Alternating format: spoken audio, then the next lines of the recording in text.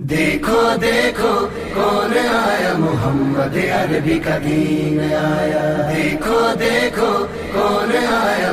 انہیں جانا انہیں مانا، نہ رکھا غیر سے کام، للہ الحمد میں دنیا سے مسلمان گیا۔ بسم اللہ الرحمن الرحیم۔ میں ہوں اسامہ شاہد اور آپ دیکھ رہے ہیں اسامہ شاہد یوٹیوب چینل۔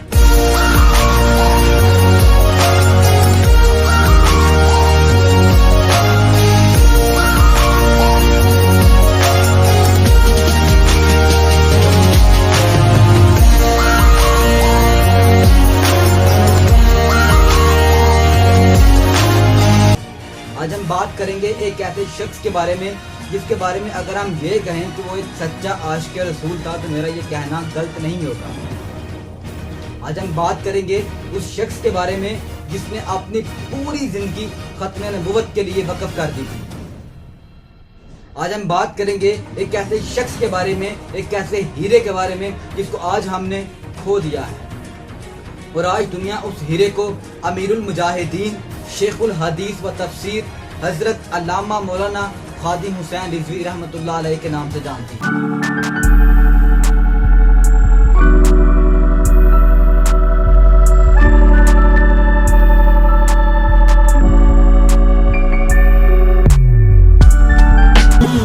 سب سے پہلے بات کرتے ہیں علامہ خادم حسین رضوی کی ابتدائی زندگی کے بارے میں۔ علامہ خادم حسین رضوی 22 جون 1966 کو ضلع اٹک کے علاقے نکا توت میں پیدا ہوئے۔ آپ کے والد کا نام حاجی لال خان تھا اور آپ کی والدہ کا نام حاجی رانی بانو تھا۔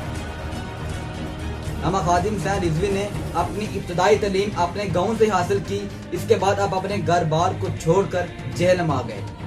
جہلم میں انہوں نے جامع مسجد میں حافظ غلام حسین کی نگرانی میں داخلہ لے لیا اور یہاں پر آپ نے 4 سال کے اندر مکمل قرآن پاک حفظ کر لیا۔ قرآن پاک حفظ کرنے کے بعد آپ 1978 میں لاہور آ گئے اور لاہور کی جامعہ مسجد وزیر خاں میں آپ نے قاری منظور حسین کی نگرانی میں درس نظامی کی تعلیم کے لیے داخلہ لے لیا۔ حاجی منظور حسین نے آپ کو لاہور کے جامعہ نظامیہ میں داخل کروا دیا۔ علامہ خادم حسین رضوی نے اپنی زندگی میں جن اساتذہ کرام سے تعلیم حاصل کی ان میں سر فہرست مفتی عبدالقیوم ہزاروی، مفتی عبداللطیف نقشبندی اور حافظ عبدالستار سعیدی شامل ہیں۔ 1988 میں آپ کا درس نظامی مکمل ہوا اور آپ کا دور حدیث مکمل ہوا اور اس کے بعد آپ کو دستار فضیلت عطا کر دی گئی۔ اس کے بعد 1993 میں علامہ خادم حسین رضوی نے لاہور کے اندر ہی داتا دربار کے قریب مکی مسجد میں امامت کا سلسلہ شروع کر دیا۔ یہ مکی مسجد محکمہ اوقاف کے زیر اہتمام تھی اور یہاں پر علامہ خادم حسین رضوی کی ماہانہ تنخواہ 20,000 روپے تھی۔ اس کے بعد علامہ خادم حسین رضوی نے یتیم خانہ لاہور روڈ کے قریب جامعہ مسجد رحمت للعالمین کے اندر خطابت کا سلسلہ شروع کر دیا اور یہاں پر آپ کی ماہانہ تنخواہ 15,000 روپے تھی۔ فرماؤ اللہ رب العالمین ہمیں اور رسول اللہ کا سچا عشق عطا فرمائے۔ علامہ خادم حسین رضوی کی زندگی میں ایک ایسا واقعہ بھی ہوا جس کی وجہ سے آپ پوری زندگی معذور ہو گئے اور آپ پوری زندگی ویل چیئر کے مرتکب ہو گئے۔ علامہ خادم حسین رضوی بتاتے ہیں کہ ہم ایک مرتبہ لاہور سے اپنے آبائی گاؤں جا رہے تھے۔ وہاں پر میرے بڑے بھائی ایک مسجد کی تعمیر کروا رہے تھے اور میں مسجد کا کچھ ضروری سامان لے کر اپنے گاؤں جا رہا تھا۔ راستے میں ایک فوجی ہوٹل آتا ہے اور وہاں پر چائے پینے کے لیے ہم نے گاڑی کو روکنے کی کوشش کی لیکن وہاں پر گاڑی کو کسی وجہ سے نہ روکا جا سکا۔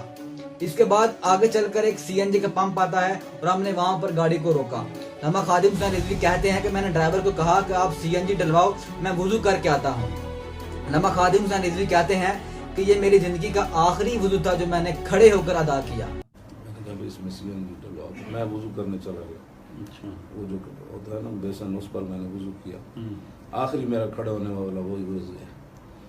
تو میں نے وضو کیا تو ساتھ ہی مسجد تھی تو میں نے ایک قدم ادھر اٹھایا، نفل پڑھتا ہوں۔ پھر میں نے کہا کہ نہیں، چلتی گاڑی میں نفل تو ہو ہی جاتا۔ بس وہی ٹائم تھا میرے ہاتھ سے۔ آپ اگر کہنے سے تو حضور نے منع فرمایا، میں داخل ہو جاتا وہاں تو وہی 5 منٹ تھے۔ تو ایکسیڈنٹ کس سے ہوا تھا؟ کسی سے بھی نہیں بولتا۔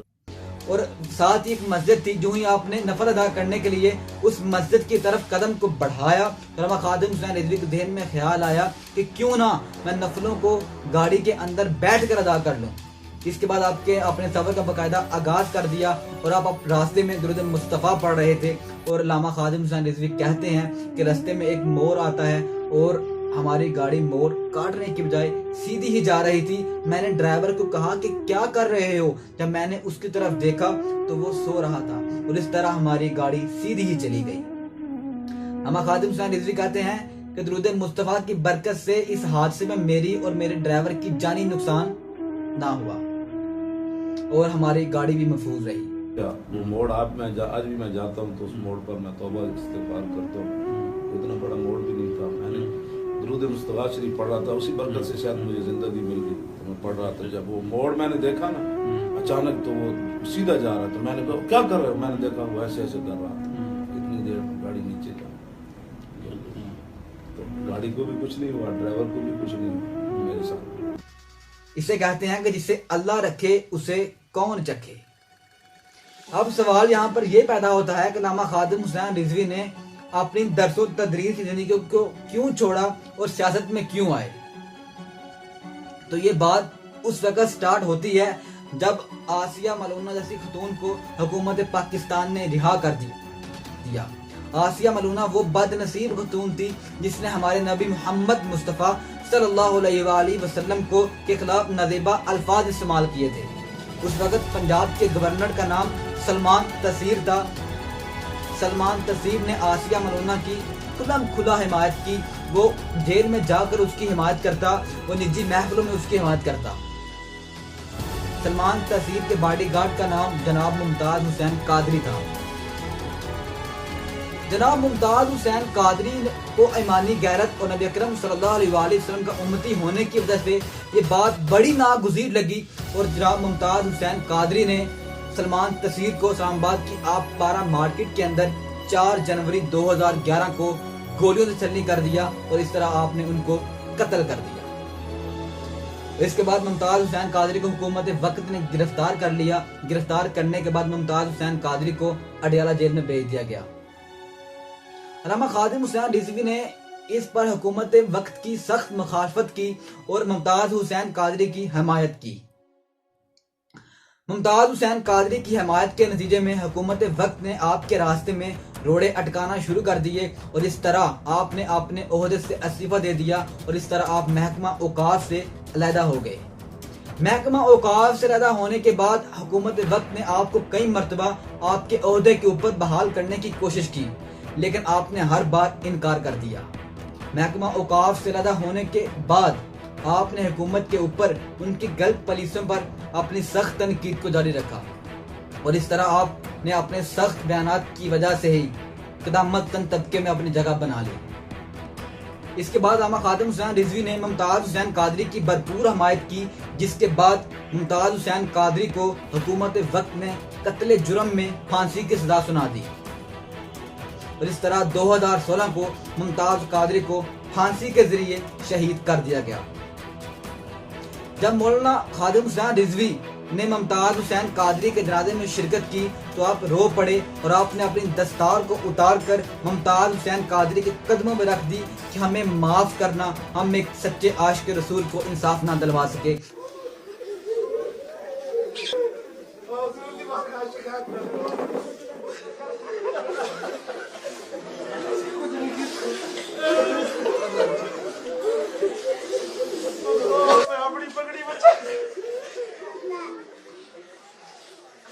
اور یہی وہ فیصلہ, یہی وہ دن تھا, یہی وہ واقعہ تھا جب خادم حسین رضوی نے یہ فیصلہ کیا کہ اب میں سیاست کے اندر ضرور آؤں گا.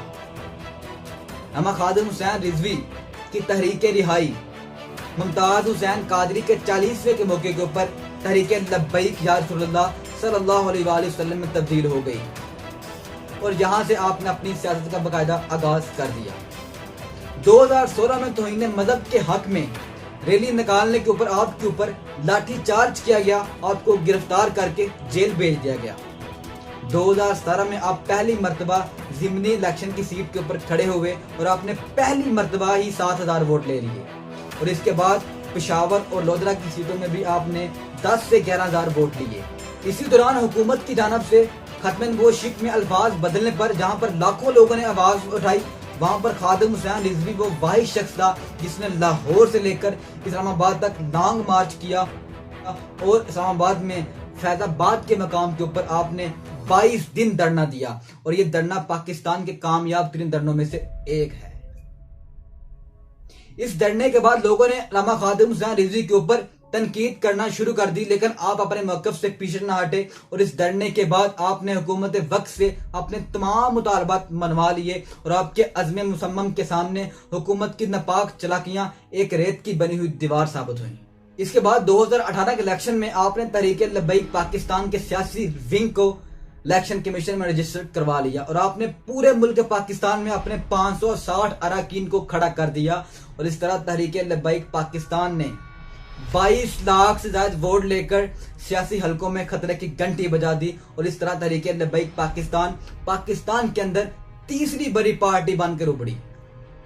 اس کے بعد حکومت وقت نے آسیہ ملونہ کو رہا کر دیا، اور اس پر مولانا خادم حسین رضوی نے ملک گیر احتجاج کیا اور آپ کو دوبارہ گرفتار کر لیا گیا، لیکن اس بار آپ کے ساتھ مزید 200 افراد کو گرفتار کیا گیا۔ اس میں آپ کے پارٹی ورکرز شامل تھے، آپ کے ریلیٹیو شامل تھے، حتیٰ کہ آپ کے 90 سالہ ماموں بھی شامل تھے۔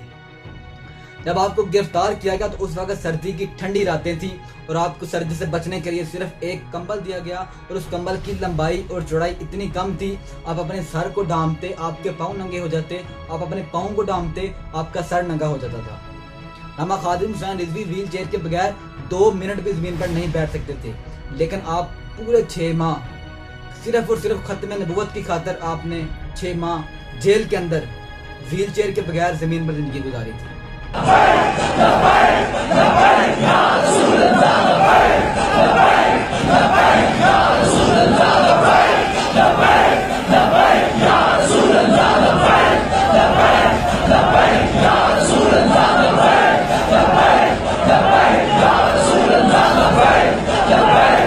علامہ خادم حسین رضوی جب جیل کے اندر موجود تھے تو آپ کو اپنے موقف سے پیچھے ہٹنے کے لیے ہر روز ایک عہد نامہ ملتا کہ آپ اس کے اوپر دستخط کر دیں، ہم آپ کو رہا کر دیں گے۔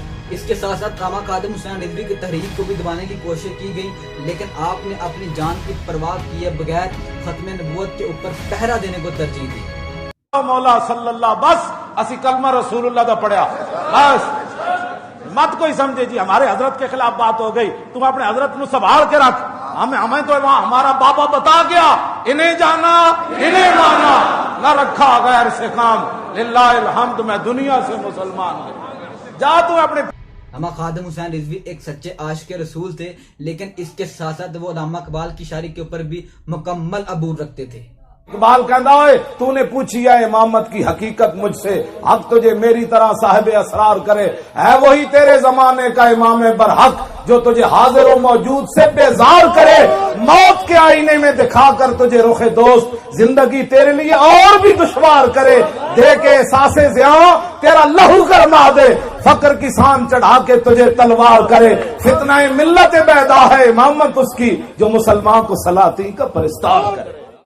ہو نہ یہ نام تو کلیوں کا تبسم بھی نہ ہو، اور چمن دہر میں بلبل کا ترنم بھی نہ ہو، یہ نہ ساکی ہو تو پھر میں بھی نہ ہو، خم بھی نہ ہو، بزم توحید بھی دنیا میں نہ ہو، تم بھی نہ ہو۔ اپنی زندگی کے آخری دنوں میں علامہ خادم حسین رضوی اپنی طبیعت خراب ہونے کے باوجود بھی فرانس میں گستاخانہ خاکوں کی اشاعت کے خلاف علامہ خادم حسین رضوی وہ پہلے شخص تھے جو میدان میں آئے، اور آپ کے اوپر بدترین شیلنگ کی گئی، آنسو گیس کی گئی، جس کی وجہ سے آپ کو سانس لینے میں مشکلات کا سامنا کرنا پڑا۔ کوئی کسی کے لیے معافی نہیں ہے، جدا دل کرے گولی مار دے، جدا دل کرے کتے مار دے، جدا دل کرے مینو زہر دے دے، جدا دل کرے مینو جیل چ لے جائے، جدا دل کرے مینو میرے تے دہشت گردی دے مقدمے بنا کے مینو جیل چ چھوڑ دے، کوئی ضرورت نہیں ہے زندگی کی۔ جب حضور کے خاکوں کا اعلان ہوا اور تم جناب اس کے لیے کوئی جملہ کہنے کے لیے تیار نہیں ہو اور کوئی بات کرنے کے لیے تیار نہیں ہو، پھر بتاؤ تم نے کون سا کلمہ پڑھا ہے؟ وہ علامہ خادم حسین رضوی کی جب طبیعت مزید خراب ہو گئی تو آپ کو لاہور کے شیخ زیاد ہاسپٹل کے اندر لانے کا فیصلہ کیا گیا، اور ابھی آپ کو لاہور کے شیخ زیاد ہاسپٹل کے اندر لایا جا رہا تھا کہ آپ 20 نومبر 2020 کو 52 برس کی عمر میں اس دنیا فانی سے انتقال فرما گئے۔ بھی رک گیا نے ساواں دیوی اخیر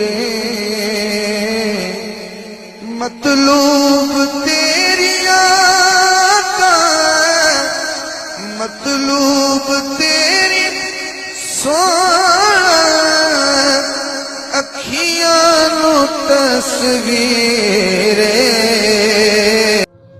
اگر میں یہاں پر ان کے جنازے کی بات کروں تو میرے لیے یہ خوش قسمتی کی بات ہے کہ مجھے ان کے جنازے میں جانے کا شرف حاصل ہوا۔ میں نے اپنی زندگی میں علامہ خادم حسین رضوی کے جنازے سے بڑا کوئی جنازہ نہیں دیکھا، اور تجزیہ کار کہتے ہیں کہ یہ دنیا کے تاریخ کا سب سے بڑا جنازہ تھا، جس میں تقریباً 2 کروڑ افراد نے شرکت کی۔ آج سے پہلے ناڈ پاکستان کے اندر لاتعداد جلسے ہوئے، لاتعداد کانفرنسیں ہوئیں، لیکن ناڈ پاکستان آج تک نہیں بڑھا۔ علامہ خادم حسین رضوی کا وہ واحد جنازہ ہے جس میں لوگ ناڈ پاکستان سے 12 کلومیٹر دور تک لوگ موجود تھے۔ دسو مینار پاکستان اے منظر دیکھیں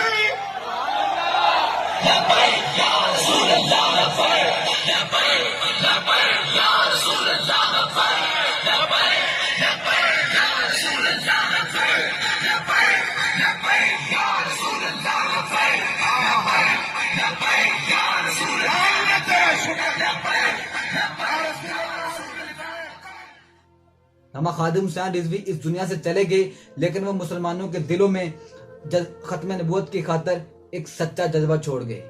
نوکر حضور کے نہیں کم بے شمار ہیں، ناموں سے مصطفیٰ کے سبھی پہرےدار ہیں، ہر شات میں رسول پہ کر دیں گے تنگ زمین، سلطان دو جہان کے ہم جانثار ہیں۔ غلام ہے رسول کے غلام ہے، غلام ہے نبی کے ہم غلام۔ علامہ خادم حسین رضوی کے 2 بیٹے بھی ہیں، ایک کا نام حافظ انس رضوی ہے، ایک کا نام حافظ سعد رضوی ہے، اور حافظ سعد رضوی آج کل اپنے بابا کے نقش قدم کے اوپر چلتے ہوئے، ختم نبوت کے اوپر پہرا دیتے ہوئے آج کل جیل میں زندگی بسر کر رہے ہیں۔ ہماری دعا ہے کہ حافظ سعد رضوی کو جلد از جلد انصاف ملے۔ پاکستان زندہ باد، پاکستان پائندہ باد۔